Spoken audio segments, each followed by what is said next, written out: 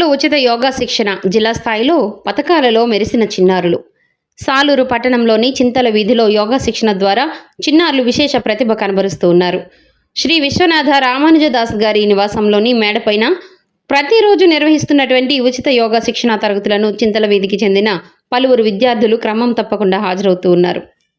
ఈ శిక్షణలో కఠినమైన యోగాసనాలు, బంధాలు, వివిధ ధ్యాన పద్ధతులు, ప్రాణాయామ సాంకేతికతలను సులభంగా నేర్పిస్తూ విద్యార్థుల్లో శారీరక, మానసిక దృఢత్వాన్ని పెంపొందిస్తూ ఉన్నారు. ఈ శిక్షణ ఫలితంగానే చింతల వీధికి చెందిన జి హర్షవర్ధన్ జిల్లా స్థాయి యోగా పోటీల్లో స్వర్ణ పతకం సాధించి రాష్ట్ర స్థాయి అర్హత సాధించాడు. అలాగే అమరావతిలో నిర్వహించిన సెలక్షన్ పోటీల్లో జి హర్ష మరియు ఏ కౌశల్య ఆర్టిస్టిక్ సింగిల్ యోగా విభాగంలో తమ ప్రతిభను చాటుకుని విశేషంగా ఆకట్టుకున్నారు. రాష్ట్ర, జాతీయ స్థాయిలో స్వర్ణ పతకాలు సాధించడమే లక్ష్యంగా వారు సాధన కొనసాగిస్తూ ఉన్నారు.